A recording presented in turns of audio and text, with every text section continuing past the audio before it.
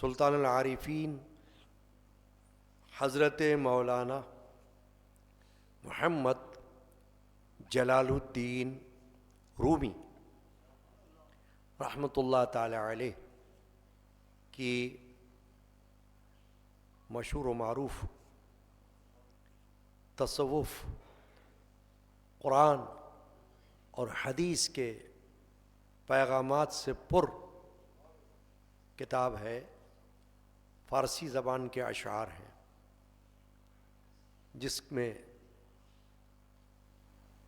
علماء نے تراجم کیے اور تشریحات بھی کی، اور بڑے بڑے مشائخ، صوفیاء کرام، اولیاء اعظام نے اپنی اپنی خانقاہوں میں اپنے مریدین معتقدین کے لیے اس کے درس کو رائج فرمایا۔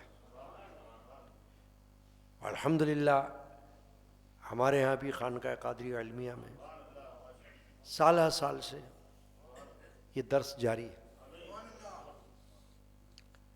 آج مثنوی شریف کے دفتر دوم حصہ چہارم سے ایک حکایت کہ کچھ اشعار پڑھ کر اور ترجمہ و تشریح میں کچھ گفتگو مقصود ہے۔ حضرت مولانا محمد جلال الدین رومی رحمۃ اللہ علیہ نے عنوان قائم کیا ہے، جستن آں درخت کہ ہر کے میوہ او خورد ہرگز نمیرات۔ فرما رہے ہیں کہ اس درخت کو تلاش کرنا کہ جو کوئی اس کا پھل کھائے وہ ہرگز نہ مرے، یعنی ایک شخص کا ایسے درخت کو تلاش کرنا کہ جو کوئی اس درخت کا پھل کھا لے اس کو موت نہ آئے۔ اب یہ عنوان قائم کیا ہے۔ اب یاد رکھنے کی بات ہمارے لیے کیا ہے کہ یہ حکایات ہوتی ہیں بطور تمثیل کے، مثال کے طور پر سمجھانے کے لیے، کہ کوئی نہ کوئی حکایت بیان کر کے اس سے نتیجہ اخذ کیا جاتا ہے، سمجھنے کے لیے، حصول علم کے لیے۔ جیسے کوئی قصہ، کوئی کہانی، کوئی مثال، اور پھر اس کے ذریعے کچھ سمجھنا۔ تو آج جو آپ نے حکایت مولانا روم نے یہاں بیان کی ہے، جس کے بارے میں ابھی ذکر ہو رہا ہے، وہ فرماتے ہیں، گفت دانائے برائے داستان کہ درخت ہست در ہندوستان، ہر کسے عزم وے او خرد و برد نیشود او پیرو نے ہرگز بمرد۔ مولانا فرما رہے ہیں کہ کسی دانا نے، دانا یعنی دانشور، عقل مند نے بطور تمثیل یعنی بطور مثال کے بیان کیا کہ ہندوستان میں ایک ایسا درخت ہے کہ جو شخص اس کا میوہ، اس کا پھل کھا لے اور ساتھ بھی لے جائے، وہ ہرگز بوڑھا نہ ہو اور نہ وہ مرے۔ اب کیا سمجھنے کی بات ہے کہ ایک ایسا درخت کسی نے بیان کیا اس درخت کے بارے میں کہ ہندوستان میں ایک درخت ایسا ہے کہ اگر کوئی اس کا پھل کھا لے تو وہ جوان ہے تو اس کو بڑھاپا نہ آئے اور اسے موت بھی نہ آئے۔ پھر فرمایا مولانا روم رحمۃ اللہ علیہ نے، پادشاہ این شنید الصادق بر درخت و میوہ اش شد عاشق۔ مولانا روم فرماتے ہیں ایک بادشاہ نے کسی سچے بندے سے، راست گو بندے سے یہ بات سن لی تو وہ درخت اور اس کے پھل پر عاشق ہو گیا۔ یعنی مثال یہ ہے کہ جب کوئی نادر بات سنتا ہے، عجیب بات، تو اس کو تجسس ہوتا ہے، ارے یہ کیسے ممکن ہے؟ مثلا سب کو پتہ ہے کہ موت آتی ہے، سب کو پتہ ہے کہ جو آج جوان ہے کل کو بوڑھا بھی ہو جائے گا۔ اب اگر کہیں سے یہ پتہ چلے کہ بھئی کوئی جڑی بوٹی ایسی ہے جو نہ کسی کو بوڑھا ہونے دیتی ہے، نہ کسی کو مرنے دیتی ہے، زندہ رکھتی ہے، تو عجیب بات ہوگی نا۔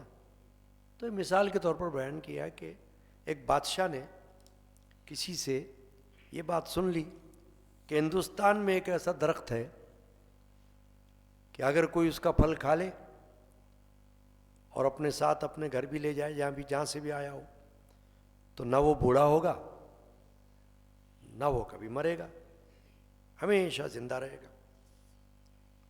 قاصد دانا ز دیوان ادب، سوئے ہندوستان رواں کر دست طلب۔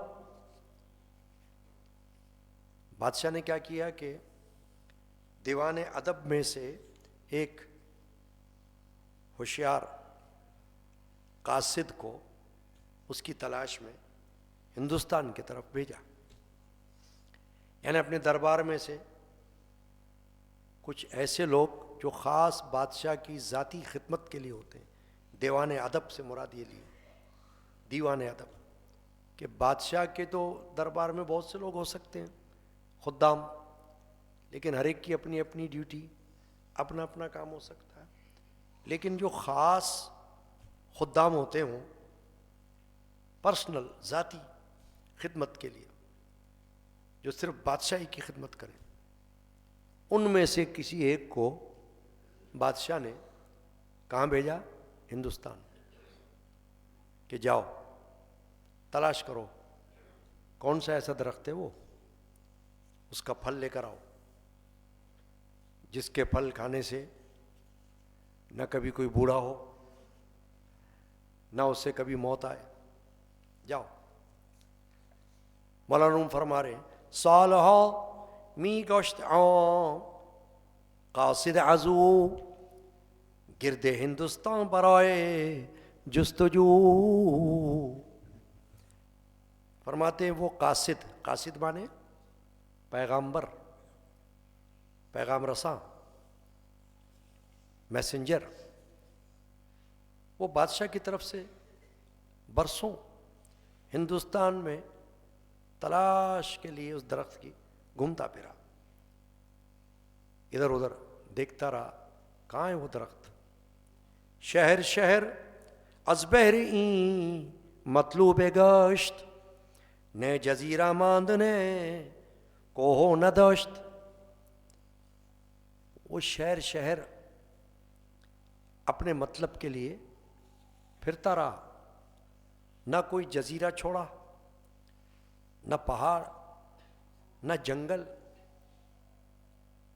یعنی گھومتا رہا کہیں تو پتہ چلے وہ درخت ہے کدھر، ایسا عجیب درخت، ایسی خصوصیات والا درخت کہ جس کا پھل کھانے سے نہ کوئی بوڑھا ہو نہ کوئی مرے، کہاں ہے؟ ڈھونڈو۔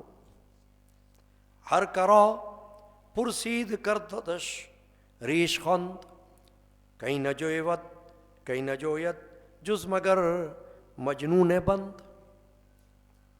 مولانا فرما رہے ہیں وہ جس سے بھی پوچھتا تھا درخت کے بارے میں، اس پر وہ ہنستا تھا، مذاق کرتا تھا، اور یہ کہتا تھا کہ ایسے درخت کی تلاش تو کوئی دیوانہ کرے گا جو کہ قید کر دینے کے قابل ہو۔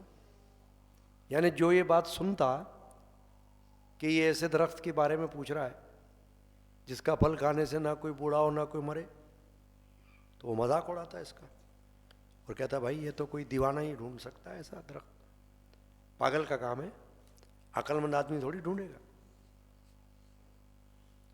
تو مولانا فرماتے ہیں کہ جس سے وہ پوچھتا تھا تو وہ اس پر مذاق کرتا تھا، اس کے ساتھ کہتا تھا بھائی ایسا بندہ جو ایسا درخت تلاش کر رہا ہو اسے تو قید کر دینا چاہیے۔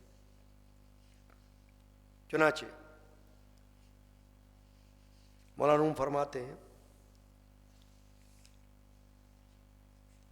بس سیاحت کرد آنجا صالحہ می فرستادش شہنشاہ مالہا. فرماتے وہ برسوں سیاحی کرتا رہا، سیاحت ادھر ادھر ڈھونڈتا رہا، اور بادشاہ مال زر اس کو بھیجتا رہا، یعنی کہ زیادہ راہ سفر کے لیے خرچہ ورچہ بادشاہ بھیجتا رہا، لے لو بھائی ڈھونڈو ڈھونڈو.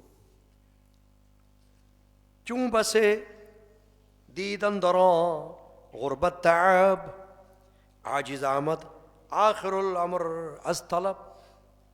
جب اس نے اس مسافری میں بہت مشقت اٹھا لی تو آخر کار جستجو سے عاجز ہو گیا، یعنی کہ مایوس ہو گیا. بھئی یہ درخت پتہ نہیں کہاں ہے، اللہ جانے، بہت ڈھونڈ رہا ہوں، بڑا تلاش کر رہا ہوں، بہت لوگوں سے پوچھ رہا ہوں، کوئی مذاق اڑا رہا ہے، کوئی کیا کر رہا ہے، کوئی بتا رہا ہے وہاں چلے جاؤ، کوئی بتا رہا ہے وہاں چلے جاؤ. مطلب ایسے لوگ خام و خواہ اشارے کر رہے ہیں لیکن درخت نہیں مل رہا. کرد عزم باز گشتن پیش شاہ اشک میں باریدوں میں برید راہ. اب اس نے بادشاہ کے پاس واپس جانے کا ارادہ کر لیا. وہ آنسو بہا رہا تھا، راستہ طے کر رہا تھا، یعنی رونا آ رہا تھا اس کو کہ میں نے اتنا وقت لگا لیا اور درخت تو ملا نہیں مجھے، ایسا کوئی درخت. واپس چلو بادشاہ کے پاس. رونا آ رہا تھا اس کو کہ بادشاہ کو جا کے کیا جواب دوں گا کہ درخت تو ملا ہی کوئی نہیں. بادشاہ نے مال بھی بھیجا، وہ بھی خرچ ہو گیا، لیکن درخت نہیں ملا.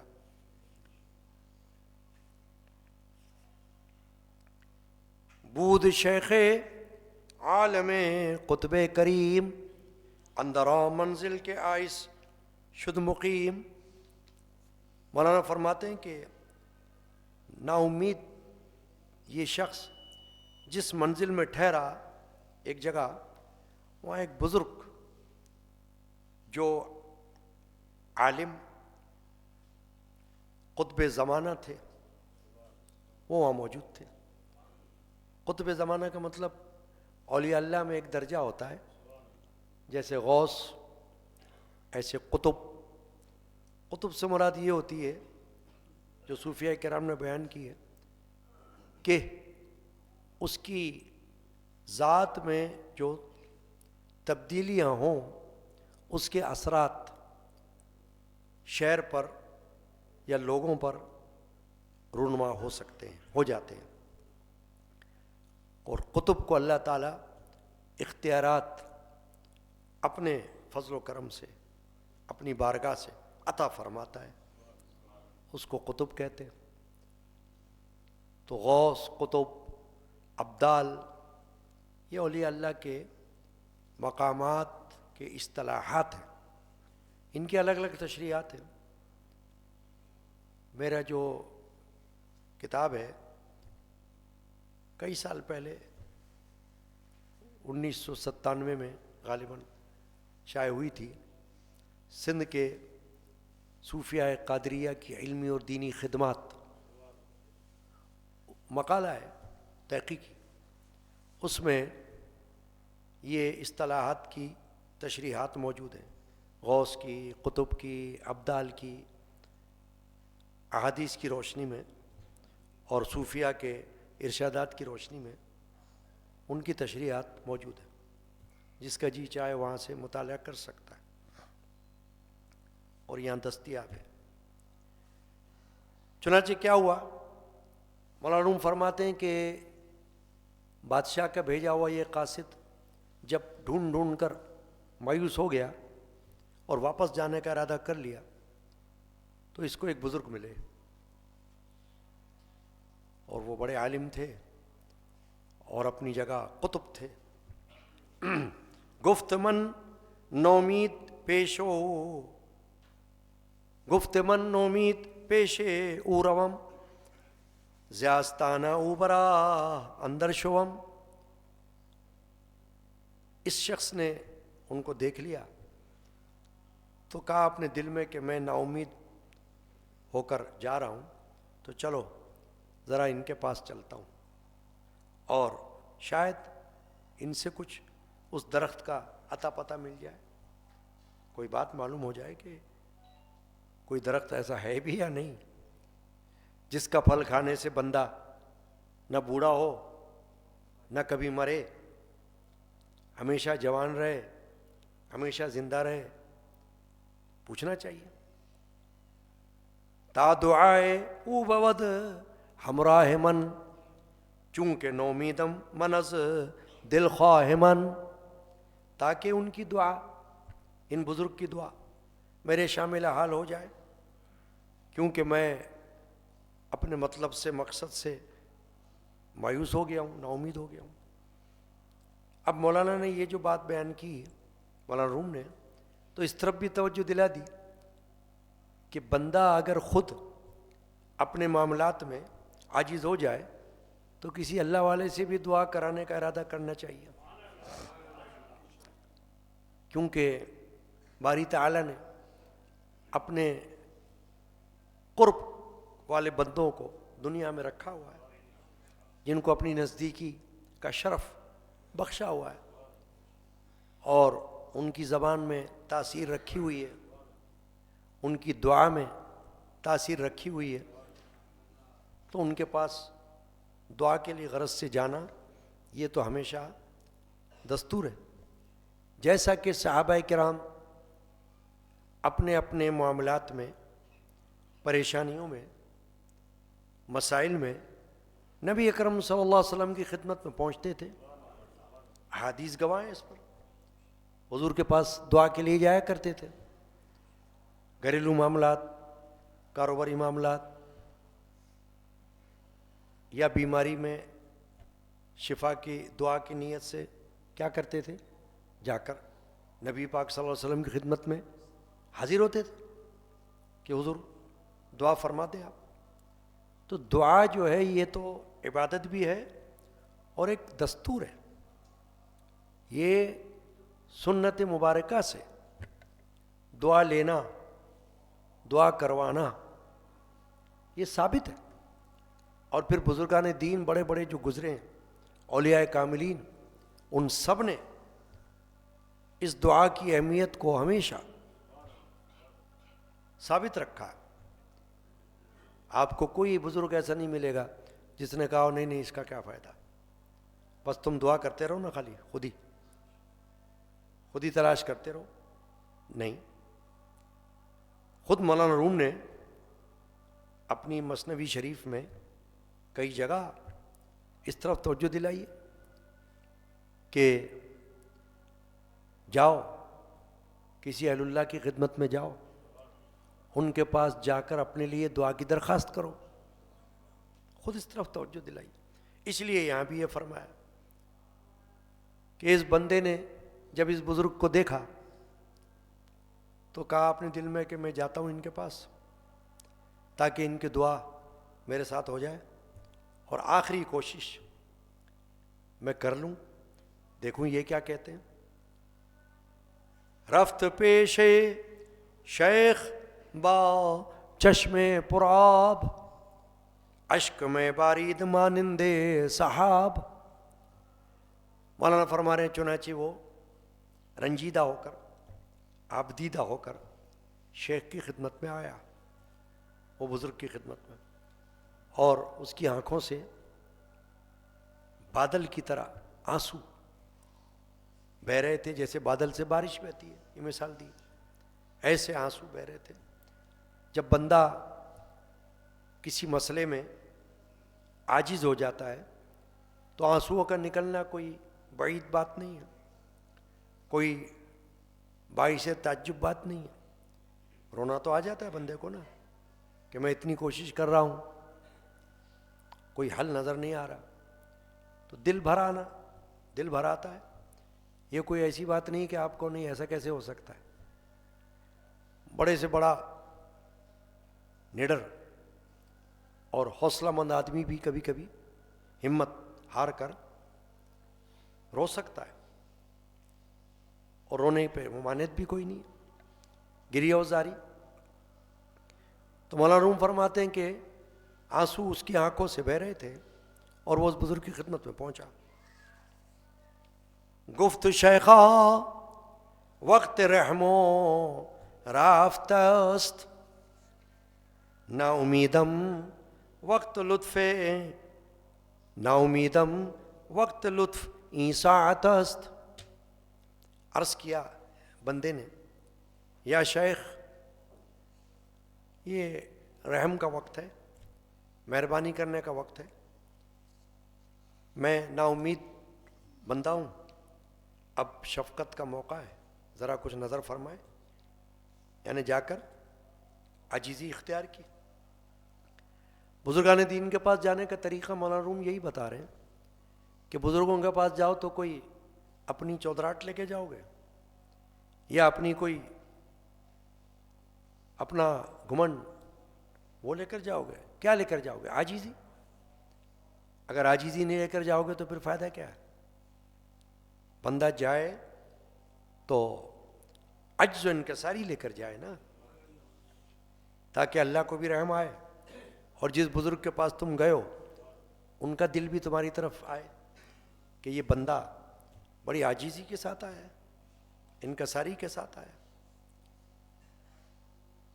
گفتواگو کس چنو میدی استت، چیست مطلوبے تو رو باقی استت۔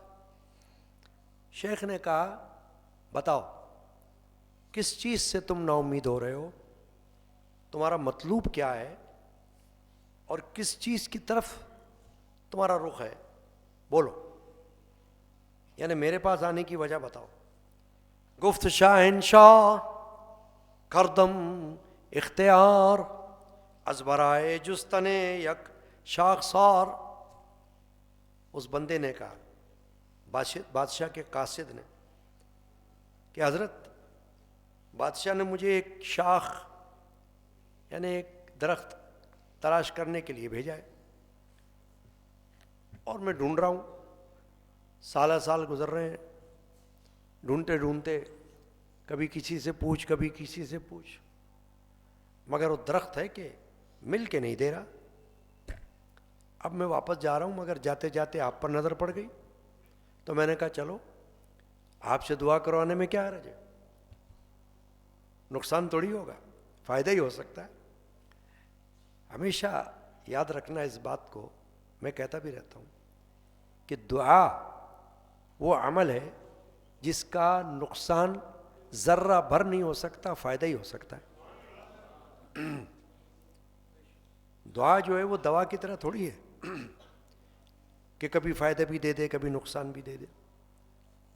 دوا کر سکتی ہے ایسا کہ کسی دوا سے آپ کو نقصان ہو جائے، کسی دوا سے آپ کو فائدہ پہنچ جائے، مگر دعا وہ فائدہ ہی دے گی، نقصان نہیں دے گی۔ اگر فائدہ نہیں ہے تو نقصان بھی نہیں ہے۔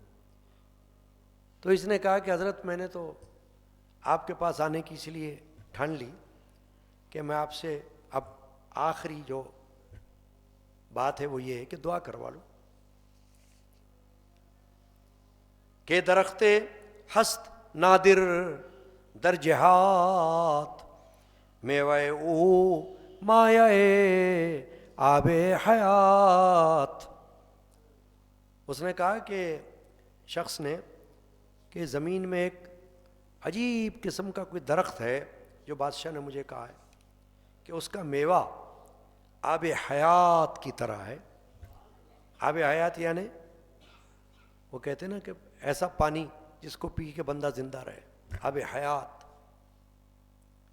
اب جیسے آب زمزم ہے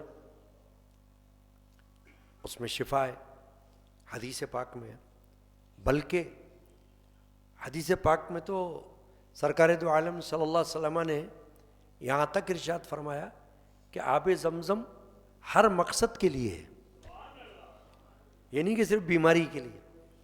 کوئی بھی مقصد دل میں رکھ کر اس پانی کو پیو نیت کر کے تو اللہ اس کی شفا دے گا، یا اس مقصد کی تم کو اللہ تعالیٰ اس میں پورا اترنے کے لیے تمہاری مدد فرمائے گا۔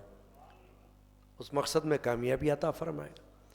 تو یعنی کہ حدیث پاک میں کہ پیو سیر ہو کر آب زمزم. تو اس بندے نے کہا کہ مثال دی کہ جیسا کہ وہ درخت کیا ہے, وہ آب حیات ہے. میرے بادشاہ نے مجھ کو کہا کہ جاؤ ڈھونڈ کے لاؤ, اس کا پھل لے کر آؤ تاکہ کھائیں. اور میں نے اس کو بڑا تلاش کیا ہے حضرت, مل نہیں رہا ہے وہ. شیخ خندیدو بگفتش اے سلیم, این درخت علم باشد اے علیم. شیخ نے یہ سنا تو ہنس پڑے. بزرگ جب یہ بات سنی نا کہ درخت تلاش کر رہا ہے, ایسا درخت جس کا پھل کھا کر کوئی ہمیشہ جوان رہے اور ہمیشہ زندہ رہے, تو ہنس پڑے, مسکرائے. کہا اے سلیم, اے عقل مند, یعنی کہا کہ تجھ کو اللہ عقل دے. یعنی جیسے ہم گفتگو میں کسی کو کہتے نا ارے دانشور بندے, ارے عقل مند بندے, یعنی کہ بطور طنز کے کہا جاتا ہے نا, جیسے کہ تمہیں عقل نہیں ہے کیا. تو بزرگ نے کہا کہ اے عقل مند, اے علیم, اے علم رکھنے والے, این درخت علم باشد اے علیم, کہ وہ جو درخت ہے نا جس کی تلاش میں بادشاہ نے تم کو بھیجا ہے, وہ درخت حقیقت میں کوئی درخت نہیں ہے, وہ علم ہے. علم علم کی تلاش میں تم کو بھیجا بادشاہ. علم کہ علم ایک ایسی چیز ہے کہ اگر وہ تمہارے پاس آ جائے تو اس سے تم ہمیشہ جوان رہو گے اور ہمیشہ زندہ رہو گے. یعنی درخت کی تو ایک مثال ہے, ایک تمثیل ہے. حقیقت میں یہ کوئی واقعہ نہیں ہے ایسا, بلکہ ایک مثال بتائیے. تو جو بادشاہ نے تم کو کہا کہ جاؤ اس درخت کی تلاش کرو, تو اس میں راز یہ تھا کہ تمہیں اس طرف توجہ دلائی گئی کہ جاؤ علم کی تلاش کرو. اللہ تمہیں علم دے دے, علم حاصل کرو. اب علم بھی دیکھیں نا, علم کا تو کوئی کنارہ نہیں ہے, علم بے کنار ہے. دنیا کا علم میں کوئی کنارہ نہیں ہے تو دین کے علم میں کہاں ہو سکتا ہے. دنیا کے علم بھی کوئی پڑھتا رہتا ہے, پڑھتا رہتا ہے, ایک کلاس سے اگلی کلاس, ایک درجے سے دوسرا درجہ, تو آگے آگے چلتا رہتا ہے. اسی طرح دینی علم کا بھی کوئی کنارہ نہیں ہے. عالم بن کے بھی کوئی یہ نہیں کہہ سکتا اب میں ہو گیا بس, نہیں. عالم کے لیے بھی علماء نے, بزرگوں نے یہی فرمایا کہ عالم بن بھی جاؤ تو سمجھو کہ نہیں مجھے تو ابھی بھی طالب علم ہوں, میں تو ابھی بھی طلب علم میں ہوں. اس کا کوئی کنارہ نہیں, کوئی انت نہیں ہے. چلتے چلے جاؤ, سمندر ہے, جتنا آگے بڑھتے رہو گے سمندر آگے بڑھتا رہے گا. تو بزرگ نے ان کو یہ کہا, اس بندے کو ہنس کر, کہ تم جو اتنے عرصے سے خوار ہو رہے ہو اس درخت کی تلاش میں, تو تمہیں کسی نے اس طرف توجہ نہیں دلائی کہ وہ درخت اصل میں علم ہے. علم حاصل کرو, علم کی تلاش کرو. بس بلندو بس شگرفو بس بسیط, آب حیوانے سے دریائے محیط. بزرگ نے فرمایا کہ وہ علم ایک درخت کی طرح ہے جو بڑا بلند ہے, بہت بڑے پھیلاؤ والا ہے, جیسے لمبائی میں بھی بڑا بلند اونچا اور پھیلاؤ میں بہت چوڑا, اور ایک دریا ہے بہت بڑا سمندر کی طرح, اور آب حیات کا چشمہ ہے وہ علم. تو بصورت رفت اے بے خبر, زاز شاخ معینی بے بارو بر, زاز شاخ معنی بے بارو بر. اس بزرگ نے کہا کہ اے بے خبر, تو صورت کے پیچھے پڑ گیا. صورت یعنی درخت کے نام سن کے جو ظاہر کا درخت ہوتا ہے نا, تو اس کے پیچھے پڑ گیا, درخت ڈھونڈنے لگا. تو نہیں, تو نے باطن کی طرف توجہ نہیں کی کہ یہ ظاہری درخت کی طرف تجھ کو نہیں لگایا گیا تھا, تجھ کو باطن کی طرف لگایا گیا تھا, اور باطن جو ہے وہ علم کی طرف. تجھے لگایا گیا تھا کہ جا علم حاصل کر، علم تلاش کر، ایسا علم جو تجھ کو اپنی پہچان کروائے۔ بزرگان دین یہ بتاتے ہیں، خود ہمارے خانقاہ میں جو مشائخ گزرے ہیں انہوں نے اس طرف توجہ دلائی ہے کہ خود آگہی اور خدا آگہی، خود کی پہچان، ایک تو یہ علم، جب بیٹھو صحبت میں بزرگوں کی تو تم کو ملے گا، اگر صحیح جگہ تم پہنچ گئے تو، کہ تمہاری پہچان کی طرف تم کو توجہ دلائی جائے گی کہ تم کیوں ہو، کیوں پیدا کیے گئے ہو، اس دنیا میں کیوں جی رہے ہو، اللہ نے کیوں بھیجا ہوا ہے۔ اور پھر جب تم کو اپنی پہچان ہو جائے گی تو پھر اللہ کی معرفت بھی تمہیں مل جائے گی۔ یہ بات میرے خاندان کے بزرگ گزرے ہیں، انہوں نے ایک شعر میں فرمایا، وہ نہیں مرشد میرا پہنچائے جو حق تک مجھے، وہ نہیں مرشد میرا پہنچائے جو حق تک مجھے، جو مجھے پہنچائے مجھ تک میرا مولا ہو گیا۔ اب یہ راز کی بات ہے، اور ہمارے جو مجھے مجھ تک پہنچا دے نا تو ایسا ہو گیا کہ میرا مولا ہو گیا ہو، یعنی میرا سردار بن گیا ہو، کہ پہلے مجھ تک پہنچا دے مجھ کو تو پھر میں حق تک بھی پہنچوں گا۔ تو ان بزرگ نے اس بندے کو بتایا کہ بندے تو اصل میں غلطی میں تھا کہ تو صرف درخت کی ظاہری صورت کے پیچھے پڑا ہوا تھا، تو درخت کو تلاش کر رہا تھا، حقیقت میں وہ درخت تو ہے ہی نہیں۔ کون سا ایسا درخت ہو سکتا ہے جس کا پھل کھا کے کوئی ہمیشہ جوان رہے، اور جس کا پھل کھا کے کوئی ہمیشہ زندہ رہے؟ موت تو برحق ہے، کافر کو بھی آئے گی، مسلم کو بھی آئے گی، ہر جاندار کو مرنا ہے۔ تو نے سوچا ہی نہیں کہ کوئی ایسا درخت ہو سکتا ہے کیا؟ ہاں علم ہے۔ تو گویا ہے کہ ان بزرگ نے، مولانا رومی یہ نتیجہ بتا رہے ہیں، تو بصورت رفتہ گم گشتہ زانم یابی کے معنی ہشتہ، فرما رہے چونکہ تم صورت کے پیچھے چل پڑے تو تم بھٹک گئے، اس لیے تم کو وہ درخت نہیں ملا، کیونکہ تم نے لفظ کو دیکھا، معنی کو نہیں دیکھا۔ جیسے کسی کو لفظ تو پتہ چل جائے مگر اس کا معنی معلوم نہ ہو، تو پھر اس کو معلوم نہیں ہوگا نا کہ مسئلہ کیا ہے اس میں، وہ تو خالی لفظ کو سن رہا ہے وہ بس۔ اب صرف لفظ کو کوئی رٹتا رہے تو لفظ کو رٹنے سے کام نہیں بنتا، جب تک کہ کسی صاحب علم کے پاس بیٹھ کر اس لفظ کا معنی، اس لفظ کی تشریح اور ترجمہ اور اس کے بارے میں وضاحت طلب نہ کرے تو خالی لفظ سے پتہ نہیں چلے گا۔ یہ ابھی میں نے ایک شعر پڑھا اپنے خاندان کے بزرگ کا، ان کا ایک اور شعر ہے کہ کیا ہوگا زباں سے گر، اس لیے پڑھ رہا ہوں یہ شعر کہ یہ شخص کیا کر رہا تھا، درخت کا سن کر درخت کو ڈھونڈ رہا تھا، وہ درخت تو تھا ہی نہیں۔ بزرگ نے بتایا وہ درخت تو ہے ہی نہیں، وہ تو علم ہے، اس کو ڈھونڈنا ہے تجھے، درخت کو نہیں ڈھونڈنا۔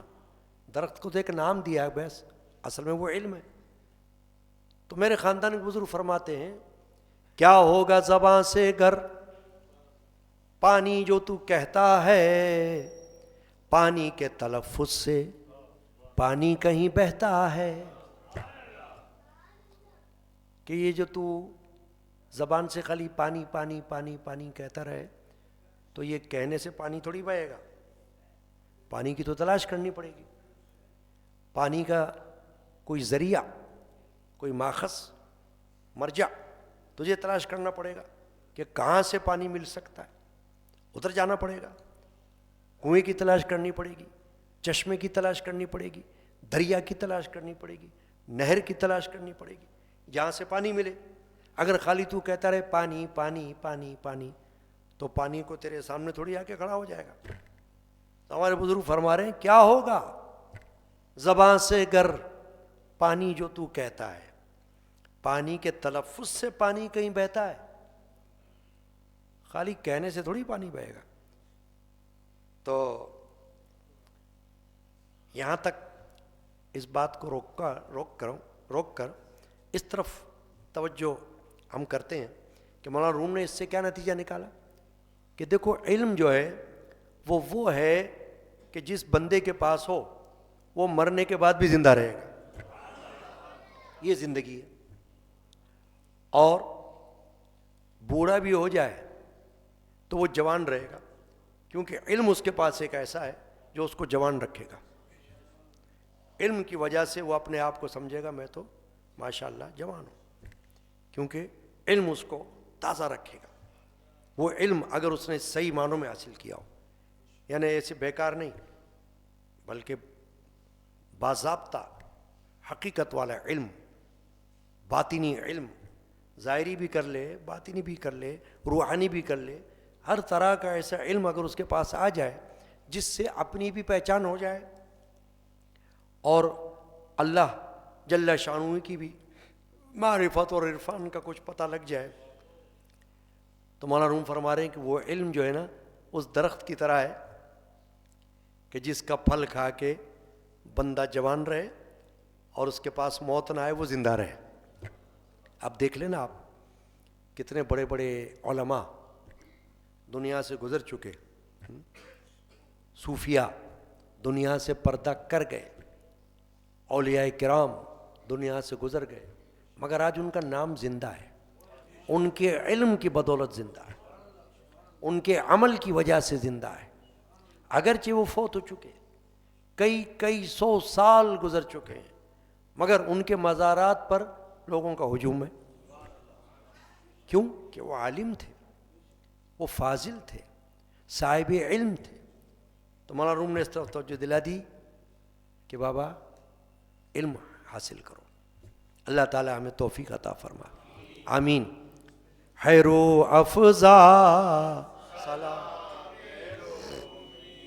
خیر و افضا حیات ابدی، حیات آمین رحمت اللہ تعالی علیہ۔ اللہ تعالیٰ